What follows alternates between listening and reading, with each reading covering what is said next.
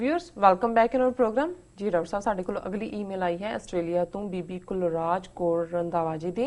ਇਹ ਲਿਖਦੇ ਹਨ ਵਾਹਿਗੁਰੂ ਜੀ ਕਾ ਖਾਲਸਾ ਵਾਹਿਗੁਰੂ ਜੀ ਕੀ ਫਤਿਹ। ਡਾਕਟਰ ਸਾਹਿਬ ਜੀ ਅਜੇ ਵੀ 6 ਜੂਨ ਦੀ ਪੀੜ ਦਿਲ ਵਿੱਚ ਜਿਉਂ ਦੀ ਤਿਉਂ ਹੈ, ਪਰ ਫਿਰ ਵੀ ਮੈਂ ਤੁਹਾਨੂੰ ਮੁਬਾਰਕਬਾਦ ਦੇਣਾ ਚਾਹੁੰਦੀ ਹਾਂ ਕਿਉਂਕਿ ਜੋ ਸਰਕਾਰਾਂ ਨੇ RSS ਨੇ ਇੰਨਾ ਜ਼ੋਰ ਲਗਾਇਆ ਅਤੇ ਲੋਕਾਂ ਨੂੰ ਫਲੈਗ ਮਾਰਚ ਕੱਢ ਕੇ ਡਰਾਉਣ ਦੀ ਕੋਸ਼ਿਸ਼ ਕੀਤੀ, ਪਰ ਫਿਰ ਵੀ ਅੰਮ੍ਰਿਤਸਰ ਸ਼ਹਿਰ ਬੰਦ ਰਿਹਾ। ਫਿਰ ਵੀ ਦਲ ਖਾਲਸਾ ਨੇ ਫਰੀडम ਮਾਰਚ ਕੀਤਾ, ਫਿਰ ਵੀ ਸੰਗਤਾਂ ਦਾ ਠਾਠਾ ਮਾਰਦਾ ਇਕੱਠ ਦਰਬਾਰ ਸਾਹਿਬ ਇਕੱਠਾ ਹੋਇਆ ਅਤੇ ਆਪਨੇ ਸ਼ਹੀਦਾਂ ਨੂੰ ਯਾਦ ਕੀਤਾ। ਦੁਨੀਆ ਦੇ ਹਰ ਕੋਨੇ ਵਿੱਚ ਰੋਸ ਵਿਖਾਵੇ ਹੋਏ। ਪੰਥ ਦੁਸ਼ਮਣ ਲੋਕ ਤੇ ਸਰਕਾਰਾਂ ਜਿੰਨਾ ਸਾਨੂੰ ਦਬਾਉਣ ਦੀ ਕੋਸ਼ਿਸ਼ ਕਰਦੇ ਹਨ, ਅਸੀਂ ਉਨ੍ਹਾਂ ਹੀ ਉੱਭਰ ਕੇ ਆਉਂਦੇ ਹਾਂ। ਜੇ ਮੈਂ ਚੇਤੇ ਕਰਾਂ ਤਾਂ ਅੱਜ ਤੋਂ 5 ਸਾਲ ਪਹਿਲਾਂ ਖਾਲਿਸਤਾਨ ਦੇ ਇੰਨੇ ਨਾਰੇ ਨਹੀਂ ਸਨ ਲੱਗਦੇ, ਪਰ ਹੁਣ ਲਗਭਗ ਹਰ ਪੰਥਕ ਇਕੱਠ ਵਿੱਚ ਦੇਸ਼ਾਂ ਵਿਦੇਸ਼ਾਂ ਵਿੱਚ ਅਤੇ ਪੰਜਾਬ ਵਿੱਚ ਵੀ ਖਾਲਿਸਤਾਨ ਦਾ ਨਾਮ ਸੁਣਨ ਨੂੰ ਮਿਲ ਜਾਂਦਾ ਹੈ।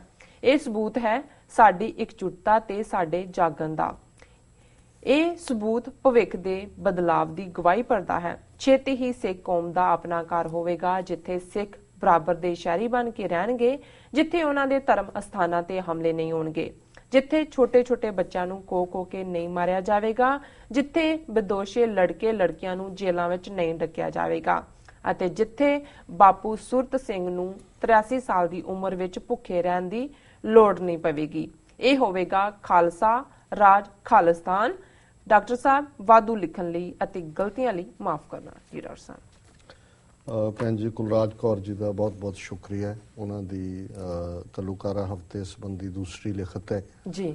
ਪਹਿਲੀ ਲਿਖਤ ਦਾ ਅਸੀਂ ਜਦੋਂ ਉਸ ਨੂੰ ਵਿਚਾਰ ਅਧੀਨ ਲਿਆਂਦਾ ਅਪਲੋਡ ਵੀ ਹੋਈ ਜੀ, ਤੇ ਬਹੁਤ ਸਾਰੀਆਂ ਕਾਲਾਂ ਵੀ, ਔਰ ਜਦੋਂ ਮੈਂ ਵਿਜ਼ਿਟ ਕੀਤਾ ਕੈਲੀਫੋਰਨੀਆ ਵੀ ਬਹੁਤ ਸਾਰਿਆਂ ਨੇ ਕਿਹਾ ਕਿ ਭੈਣ ਜੀ ਕੁਲਰਾਜ ਕੌਰ ਨੇ ਸਾਨੂੰ ਵੀ ਬਹੁਤ ਰਵਾਇਆ। ਕਈਆਂ ਨੇ ਤਾਂ ਖੈਰ ਇਹ ਵੀ ਕਿਹਾ ਵੀ ਤੁਸੀਂ ਸਾਰਾ ਹਫ਼ਤਾ ਸਾਨੂੰ ਬਹੁਤ ਰਵਾਇਆ, ਪਰ ਉਹ ਇੱਕ ਪਿਆਰ ਔਰ ਵਿਰਾਗ ਸੀ ਕਿ ਅਸੀਂ ਉਸ ਪੀੜ ਨੂੰ ਮਹਿਸੂਸ ਕੀਤਾ। ਔਰ ਉਹਨਾਂ ਨੇ ਬਿਲਕੁਲ ਠੀਕ ਕਿਹਾ ਕਿ ਸਾਡੇ ਲਈ ਤਾਂ ਹਰ ਦਿਨ ਹੀ ਉਹ ਘੱਲੂਘਾਰੇ ਦੀ ਯਾਦ ਹੈ। ਔਰ ਅਜੇ ਉਹਨਾਂ ਦਿਨਾਂ 'ਚੋਂ ਅਸੀਂ ਗੁਜ਼ਰ ਰਹੇ ਹਾਂ ਜਦੋਂ ਕਿ ਧਰਮੀ ਫੌਜੀਆਂ ਨੇ ਬੈਰਕਾਂ ਛੱਡੀਆਂ, ਜਦੋਂ ਸਿੱਖ ਰੈਫਰੈਂਸ ਲਾਇਬ੍ਰੇਰੀ ਸਾੜੀ ਗਈ, ਜਦੋਂ ਅਜੇ ਵੀ ਸਾਡਾ Darbar Sahib Indian army Jack boot ਦੇ ਥੱਲੇ ਸੀ ਜੀ। ਔਰ ਉਹਨਾਂ ਨੇ ਮੁਬਾਰਕਬਾਦ ਦਿੱਤੀ ਹੈ, ਮੇਰੇ ਰਾਹੀਂ ਰਾਦਰ ਕੌਮ ਨੂੰ ਦਿੱਤੀ ਹੈ ਕਿ ਭਾਈ ਇੰਨਾ ਜ਼ੋਰ ਸਰਕਾਰ RSS ਦਾ ਹੋਣ ਦੇ ਬਾਵਜੂਦ ਜਿਹੜਾ ਅੰਮ੍ਰਿਤਸਰ ਬੰਦ ਵੀ ਹੋਇਆ, ਫਰੀडम ਮਾਰਚ ਵੀ ਹੋਇਆ, ਦਰਬਾਰ ਸਾਹਿਬ 'ਚ ਵੀ ਇਕੱਠ ਹੋਇਆ, ਦੁਨੀਆ ਭਰ 'ਚ ਰੋਸ ਵਿਖਾਵੇ ਹੋਏ,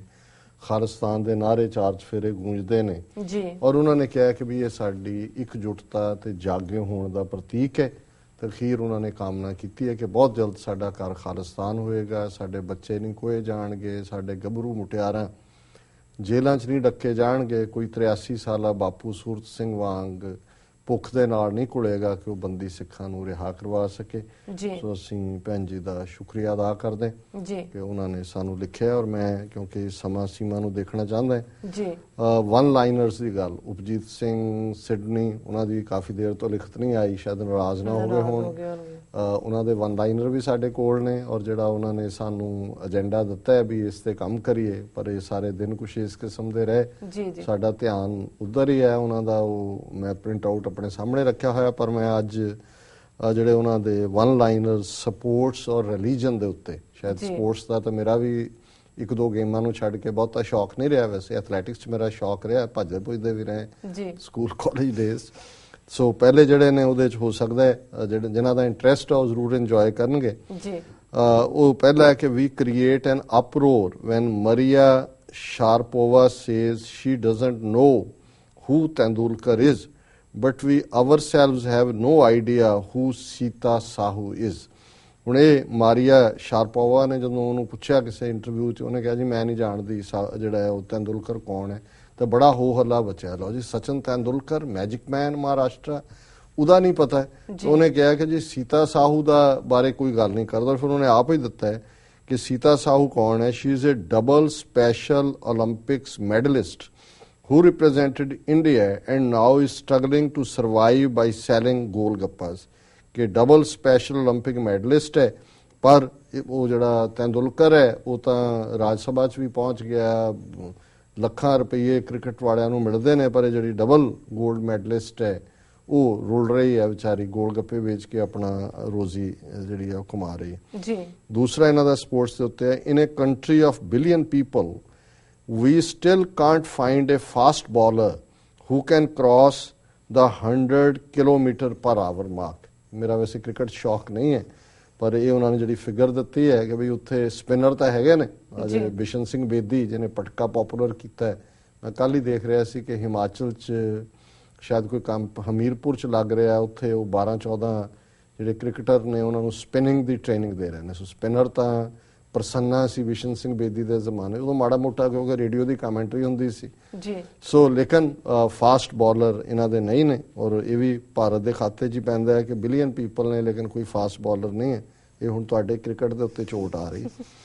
will Sachin Tendulkar still be treated as a demigod if his name was Sajid ul Haq. ਇਹ ਬੜਾ ਡੂੰਘੀ ਗੱਲ ਹੈ ਕਿ ਵੀ ਜੇ ਉਹਦਾ ਨਾਂ ਸਾਜਿਦ ਉਲ ਹਕ ਹੁੰਦਾ ਕਿ ਉਹ ਮਾਈਨੋਰਿਟੀ ਕਮਿਊਨਿਟੀ ਦਾ ਮੁਸਲਮਾਨ ਹੁੰਦਾ ਤੇ ਫਿਰ ਵੀ ਉਹਨੂੰ ਇਦਾਂ ਹੀ ਦੇਵਤਾ ਬਣਾਇਆ ਹੁੰਦਾ ਜਿਵੇਂ ਇਹਨੂੰ ਤੇਂਦੁਲਕਰ ਨੂੰ ਬਣਾਇਆ, ਬਿਲਕੁਲ ਨਹੀਂ ਜੀ। ਔਰ ਚੌਥਾ, Priyanka Chopra earned more money playing the role of Mary Kom than Mary Kom earned in her entire career।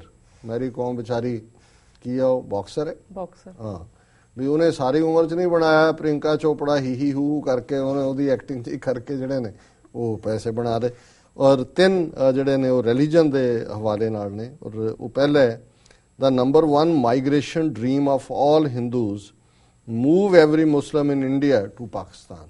ਔਰ ਇਹ ਬਿਲਕੁਲ ਠੀਕ ਹੈ। ਅੱਜ ਜਦੋਂ ਉਹਨਾਂ ਦਾ ਅਦਿੱਤਿਆ ਜੋਗੀ ਕੋ ਹੋਰ ਕਹਿ ਰਿਹਾ ਜੀ ਜੇ ਯੋਗਾ ਨਹੀਂ ਕਰਨਾ ਜਾਂ ਸੂਰਜ ਨਮਸਕਾਰ ਨਹੀਂ ਕਰਨਾ ਚਲੇ ਜਾਓ ਇੱਥੋਂ। ਹੁਣ ਇਹੀ ਹੈ ਕਿ ਵੀ ਜਿਹੜਾ ਇਹਨਾਂ ਨੇ ਕਿਹਾ ਵੀ ਇਹ ਡ੍ਰੀਮ ਹੈ ਹਰ ਇੱਕ ਦਾ, ਸਭ ਪਾਕਿਸਤਾਨ ਮੁਸਲਮਾਨਾਂ ਨੂੰ ਭੇਜ ਦਿਓ, ਸਿੱਖਾਂ ਨੂੰ ਹਿੰਦੂ ਬਣਾ ਲਓ, ਈਸਾਈ ਸਿੱਖ ਹਿੰਦੂ ਬਣਾ ਲਓ, ਪਰ ਮੁਸਲਮਾਨ ਹਿੰਦੂ ਬਣ ਕੇ ਵੀ ਉਹਨਾਂ ਤੇ ਇਹਨਾਂ ਨੂੰ ਇਤਵਾਰ ਨਹੀਂ ਹੋਣਾ, ਇਹਨਾਂ ਨੂੰ ਪਾਕਿਸਤਾਨ ਭੇਜੋ। ਔਰ ਨਾਲ ਕਹਿੰਦੇ ਨਹੀਂ ਤੇ ਸਮੁੰਦਰ 'ਚ ਛਲਾਂਗ ਲਾਓ, ਜੰਪ ਇਨ ਦਾ ਸੀ। ਦੂਸਰਾ ਜਿਹੜਾ most people who slaughter innocents over Gita have probably never even read it. ਕਿ ਜੀ ਗੀਤਾ ਨੈਸ਼ਨਲ ਗ੍ਰੰਥ, ਮੋਦੀ ਵੀ ਦੇ ਰਿਹਾ, ਸੁਸ਼ਮਾ ਉਹਨੇ ਕਿਹਾ ਜਿਹੜੇ ਗੀਤਾ ਦੇ ਉੱਤੇ ਮਾਈਨੋਰਟੀਜ਼ ਨੂੰ ਮਾਰਨ ਨੂੰ ਤਿਆਰ ਨੇ ਕਿ ਗੀਤਾ, ਉਹਨਾਂ ਨੇ ਗੀਤਾ ਪੜ੍ਹੀ ਨਹੀਂ ਹੋਣੀ। ਉਹਨਾਂ ਨੇ ਗੀਤਾ ਕੀ, ਉਹਨਾਂ ਨੇ ਕੁਝ ਵੀ ਨਹੀਂ ਪੜ੍ਹਿਆ। ਗੀਤਾ ਦਾ ਸੰਸਕ੍ਰਿਤ ਹੈ, ਸੰਸਕ੍ਰਿਤ ਤਾਂ ਉੱਥੇ 1% ਲੋਕਾਂ ਦੀ ਵੀ ਜ਼ਬਾਨ ਨਹੀਂ ਹੈ, ਉਹਨਾਂ ਨੇ ਕੁਝ ਵੀ ਨਹੀਂ ਪੜ੍ਹਿਆ। ਔਰ ਲਾਸਟ ਰਿਲੀਜਨ ਦਾ ਹੈਗਾ, we empty our pockets in temples and gurdwaras but won't support an activist who fights for that very community।